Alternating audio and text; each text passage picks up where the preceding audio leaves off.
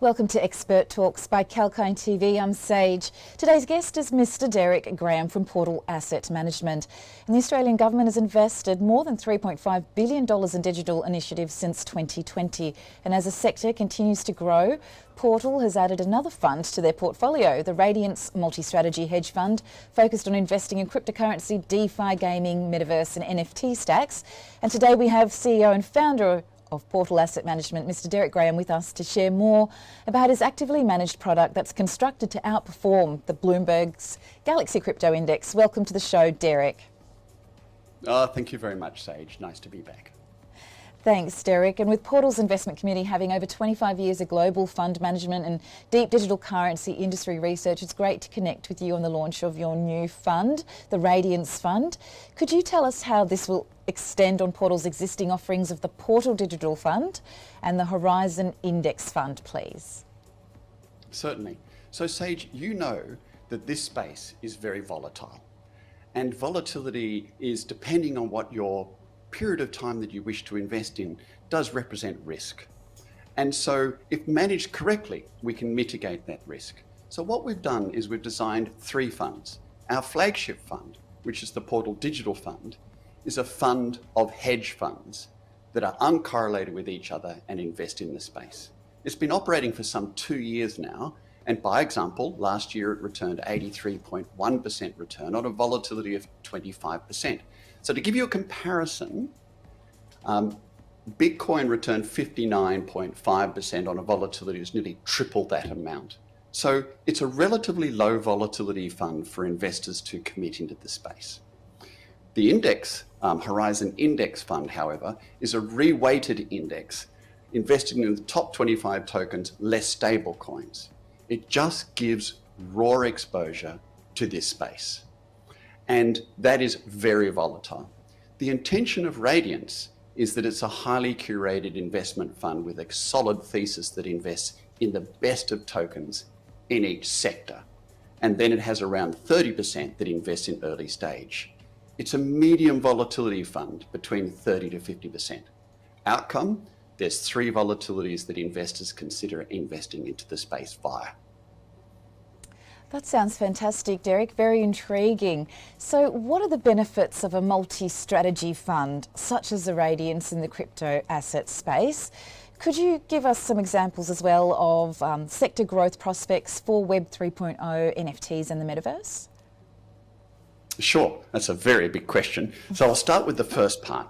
And that is, if you look at investing, generally investors know that they don't want to put one punt in, unless of course you're a Bitcoin maximalist and then you just want Bitcoin. But if you're wanting to invest in the space, you seek diversification. And in the case of Radiance, what we do is we invest in each sector of the space. And we invest in what we consider to be the best of tokens in each sector. And we use 406 data points to determine that. They may not be the biggest, they might, that's not what it's about.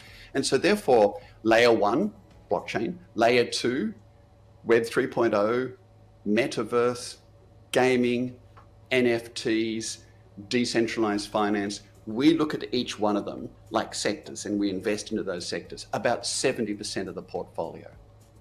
About 30%, 20 to 30% of the portfolio is then dedicated to early stage investments. That's still liquid because all of our funds are able to be redeemed at 30 days. So we think liquid's very important. So they're still liquid. And that has also a capability then for us to hedge. So then we can also hedge the fund if we see it's going to be heading towards a downward volatility market. So the outcome is an institutional grade fund that should outperform the indexes net of fees at far less volatility.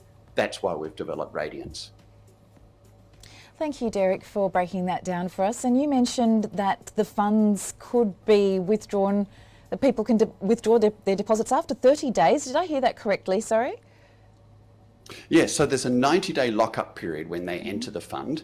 And then after that, they can redeem at 30 days. Every one of our funds is capable of being redeemed at 30 days notice.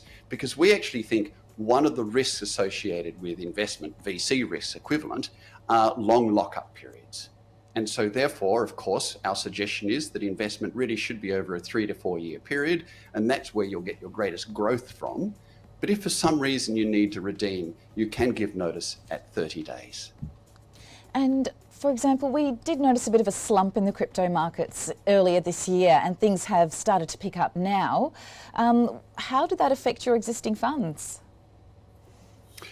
So that's interesting, and they always say with a fund, particularly in a space like this, it's not the upward side that determines whether the fund is performing correctly, it's whether the downward volatility is something that the fund is going to reflect poorly in. So, the industry index, the top 30, dropped nearly 50% in the last 4 months. Now, that's a lot.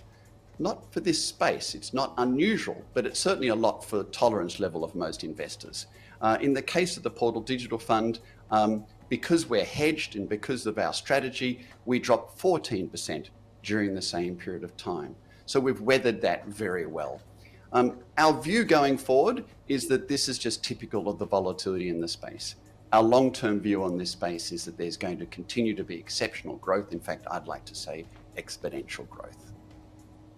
Exactly, and even just this last week we've seen a huge amount of institutional investment into the space, and that's in some cases made up the losses that the crypto market or Bitcoin experienced in this year alone.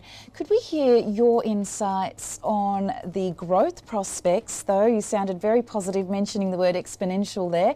Could we hear your insights on the growth prospects of Web 3.0, NFTs and the metaverse, please? Sure. Hey, look, Sage, there's kind of two numbers that I really want to share with you. The first number is last year, nearly $30 billion was invested in venture capital into this space. Now, this space isn't medical products that take 7 years to evolve. This space, you can deliver a product in 12, 18 months, 2 years. And so $30 billion means there's a lot of product coming, number one. Number two is that there's now 300 million users. And like new technology adoption, its adoption curve is getting close to vertical. So they expect within the next 12 months, there'll be 1 billion users. So when you've got 1 billion users, $30 billion worth of new products coming, 16,000 tokens that exist now, you're seeing a space that is growing exponentially. And that's why we're excited about this space, and we think it's an exceptional place to invest in. And we consider it, like many others, to be the fifth great asset class. The fourth, being real estate, and before that bonds, and before that equities, etc. But it's the first new asset class since the Dutch invented exchanges in the 1600s. So it's an exciting spot to be in a new asset class that's growing at such an extraordinary rate. And you're really giving investors an opportunity to test the waters. You're offering a traditional finance product, but in this new innovative digital space, which is really exciting as well. Would you say that your products are traditional finance products? Yes, in many ways. And so you could enter this space by buying some Dogecoin or some Bitcoin or some Ethereum, and I have some. And you can also enter this space if you're a sophisticated investor or an accredited investor or a family office or a small institution by turning around and going, no, I'm deploying serious money. I need to deploy $1 million or more, maybe considerably more than that. How do you deploy that amount of money? Well, it's very challenging to run portfolios, have them sit in the appropriate custodianship, manage them correctly. And so by creating an institutional grade fund, they get reporting every month, they get traditional administrators and auditors and fund managers and custodians managing their assets. And so that's a safer way for the sophisticated investors to invest in it. So if you want to invest $5,000, you buy some tokens and learn a lot about it along the way. But if you want to deploy serious money, then often institutional entries and funds are the best way to do that. Exactly. And the gaming world is very exciting. We've seen how quickly that's grown and how the play-to-earn games such as Axie Infinity are helping to democratise the economy in nations in South America in some cases. And do you see that as being a positive aspect to investing in the space, that you're actually helping these emerging economies to grow by involving your assets or your money into the space? Yes. Actually, Sage, the fascinating thing about the user base is that if you look at the top 20 users, that's countries that are using, not countries that are speculating and investing in this space. You know, the number one user is Vietnam. The number 20 user is Afghanistan. There's all sitting in between. There's only two developed nations that sit in between, and that's the US and China sits in there at sort of number 8 and 9. In other words, the developing nations are the ones that are adopting this technology very quickly, because maybe that's the way they can deal globally very fast. Maybe their existing infrastructures are untrustworthy or not very effective, but they don't have the perceived barrier to entry that these new markets have. So certainly when we invest in the space, we invest in tokens that we think are the tokens that are going to most benefit from these future, Web 3.0 gaming and DeFi sectors. Fantastic, Deryck. Thank you for explaining that for us. So family offices typically are early investors in alternatives such as digital assets. Can you explain that for us a little? And how do crypto assets sit in these family office portfolios, please? Yes. So the great thing about family offices is they tend to have flexibility. They are in themselves entrepreneurs. They're not large institutions that are sitting there contemplating regulatory challenges over the next 12 months.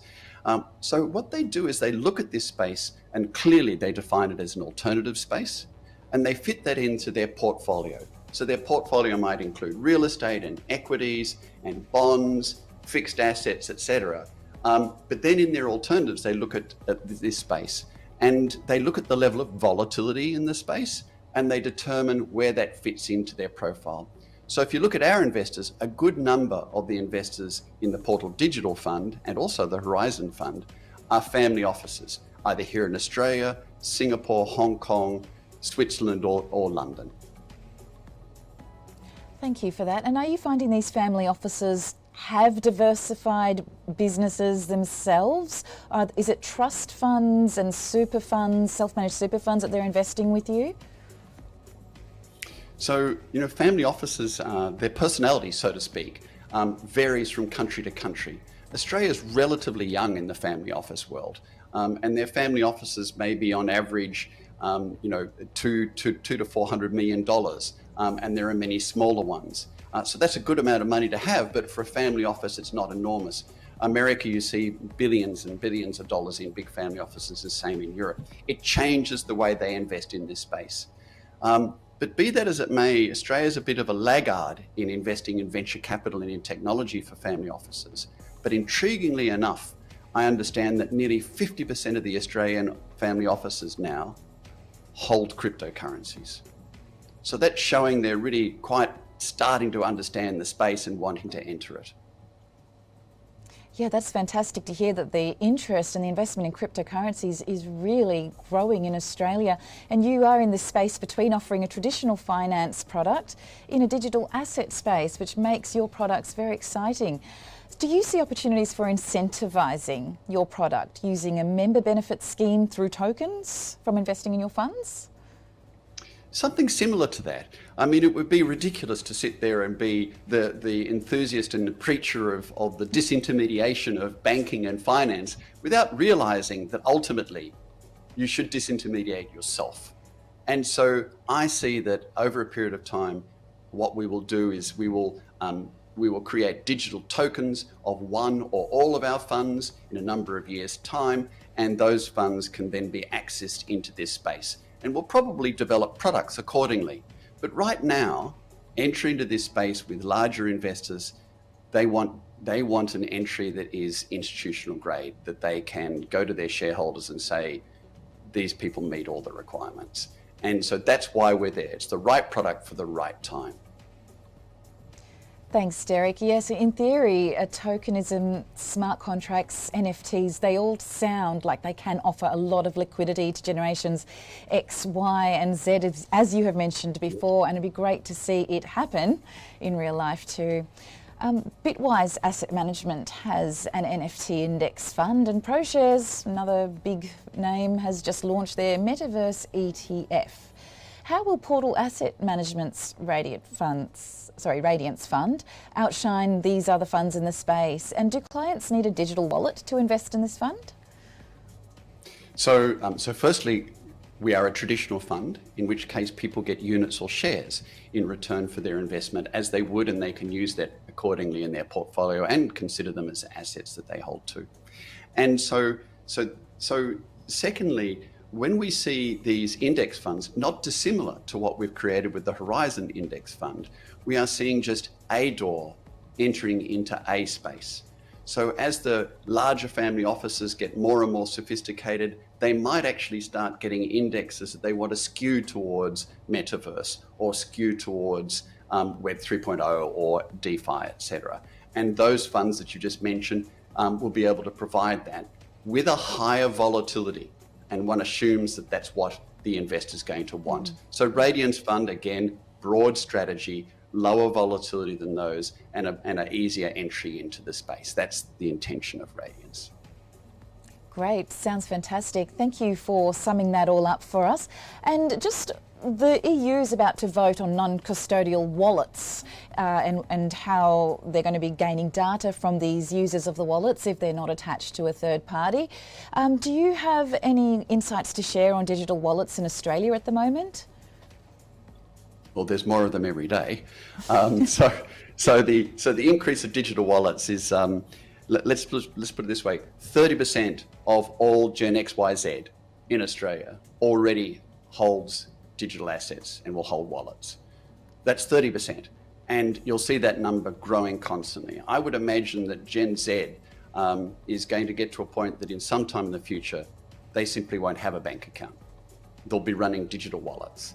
And whether that means there's a central bank digital currency that Australia ultimately creates, or a stable coin such as the ANZ has created, the Aussie dollar stable coin, they may ultimately be able to operate their own wallets. So I see wallets as being the exponential growth that we'll see, and we'll keep looking at the numbers of that growth and determining the health and growth of the industry by the growth of the number of wallets that are in existence. Thank you so much, Deryck.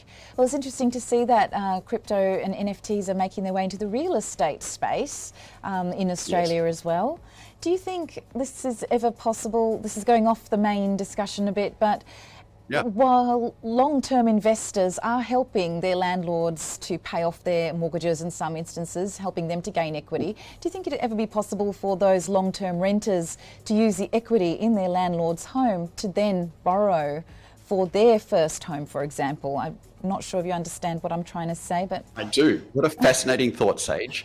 That's very good. So the fascinating thing about non-fungible tokens is they could be anything from a piece of art that someone's paid a great deal of money for, as we all know very much about, to a ticket to the Rolling Stones that's available on one date, but it gives you a whole lot of other benefits that follow it, and you can sell it before that date knowing it's real, to your house. So forget logic on that. If your house is on a blockchain and the blockchain is validated by the government and it is therefore a digital asset, if you've got a digital asset, you should be able to fund that via a pool fund from anywhere in the world. And so therefore it'll become a lot more efficient to get investment into your home. You could also run it on a smart contract that says, I'm prepared to share my upside profit in my home to the amount of my 30% mortgage on the grounds that my mortgage fee is lower. It's run by a smart contract, so therefore it's possible. So what you've said, Sage, is absolutely possible. The tenant could turn around and say, I'm providing money to your digital home, and through a digital wallet, and I would like a little bit of a kicker for the process of doing that. I'm not sure whether the landlord would want that, but it is possible because a smart contract can enable it. So my view is that in the future, all properties worldwide will be on major blockchains and be digital assets, and they will be fractionated in many cases. You might be able to own $100 of the Sears Tower in Chicago and get an 8% return on it. And somebody could do that from India. That's amazing, Deryck. From what you've said, it sounds like the industry at the moment is based on the theory of scarcity. Do you think the dynamics of that and the aggregation theory, like suppliers consumers and the demand factor will ever change? So this space has, as I said, about 16,000 tokens. The diversity of tokenomics or business model in each one of those tokens is so substantial. You know, you could be investing in a game token that gets incentives for people to play your game, or you could own a stable coin returning you 5% per annum. And so the issue of sort of demand and supply and scarcity is not as simple depending on what that product is. But I do remember when Jamie Dimon from JP Morgan said that he would sack anybody that invested in Bitcoin. And now, of course, JP Morgan has multiple funds in this space. And may I say, Jamie, bend the knee. So what we see there is we've seen a statement saying, you know, Bitcoin really, its value, it's just based upon demand and supply. That's what Jamie Dimon said. Well, of course, Jamie, that's what it's based upon, demand and supply. And that provides ultimately the price. And so at the end of the day, all of these tokens are influenced by demand and supply. The understanding of their underlying tokenomics will come to fruition and come to the surface over a period of time as the investors get more and more sophisticated, and you'll see the prices adjust. Thank you so much, Deryck, for yet another interesting discussion on the emerging space of digital assets. Really do appreciate your insights today. And it's good to see that Warren Buffett has also changed his opinion on digital assets, and I think he's begun investing in them or has definitely changed his attitude toward them. Very good. I think it was a bit harsh when he defined Bitcoin as rat poison squared. Maybe he's walked that back a bit now. Well, great to have you on the show again, and best of luck with the launch of the Radiance Fund in the 1st of May. Thank you very much, Sage. Great to see you again. And if you've just joined us, we had a very interesting discussion with Mr Deryck Graham, the CEO and founder of Portal Asset Management. To watch the full interview, please head to Kalkine Media's YouTube channel and keep watching for more of these live expert talks and market updates. Till the next episode, stay apprised and invest wise with Kalkine Media.